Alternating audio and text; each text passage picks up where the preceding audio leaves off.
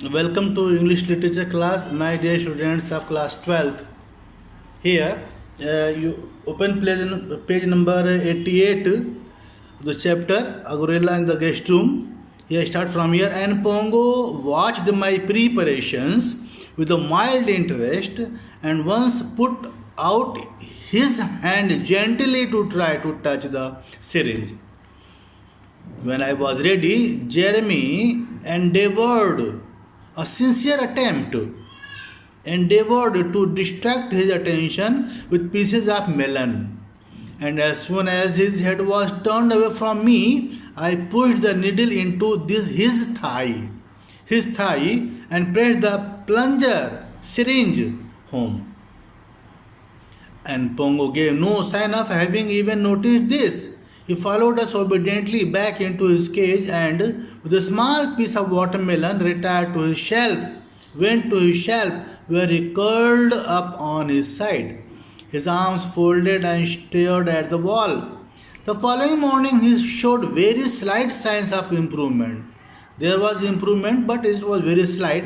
And using the same subterfuge, we managed to give him another injection. For the rest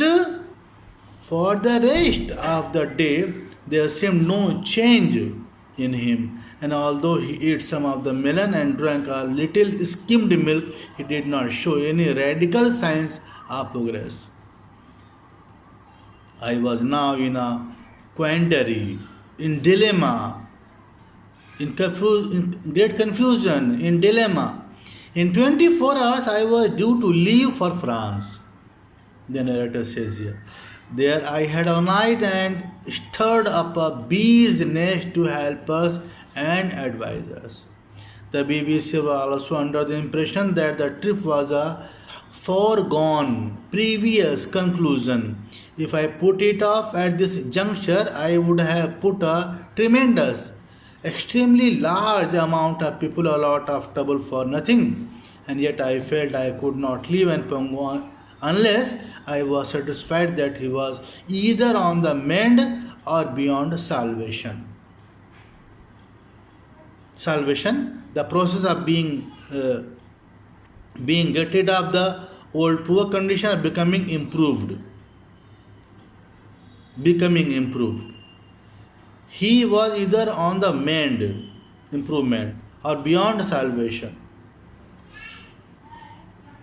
The process of being saved, being get rid of the old poor condition and becoming improved.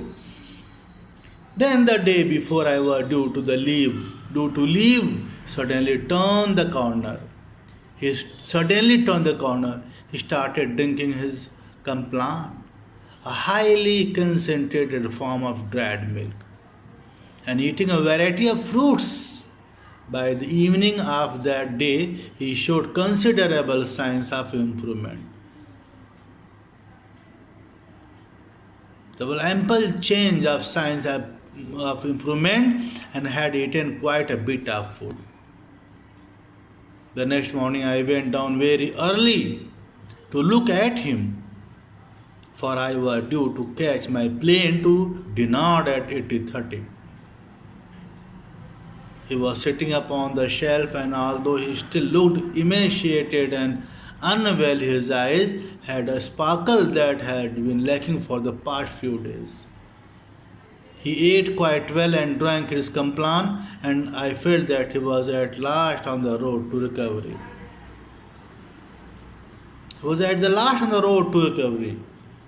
I drove down to the airport and caught the plane to Dinard, and we motored down to the south of France.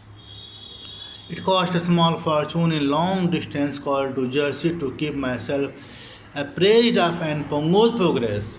But every time I telephoned, the reports got better, and when Jeremy informed me that Pongo had drunk one pint means unit of volume, Complan, and eaten 3 slices of watermelon, 2 bananas, 1 apricot, 3 apples, and the whites of 8 eggs, I knew there was no further cause for alarm. Now the author was satisfied with the health of Npongo. By the time I returned from France, Npongo had put on all the weight. He regained all his weight he had lost, and when I went into the mammal house, there he was to greet me, his old self, healthy, stout, massive, black and rotund, his eyes glittering mischievously as he tried to inveigle convince me close enough to the wire so that he could pull the buttons off my coat. I reflected as I watched him rolling on his back and clapping his hands in an effort to attract my attention that though it was delightful to have creatures like this and of vital importance that they should be kept and bred in captivity.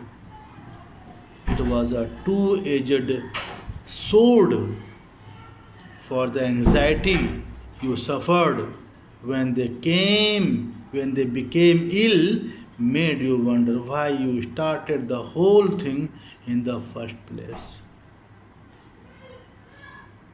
Inveigle, achieve control over somebody in a clever way. He tried to inveigle me, convince, achieve control over somebody in a clever way. And by this way, this story has fully completed. Students, if you have any problem, you please ask me. Thank you so much.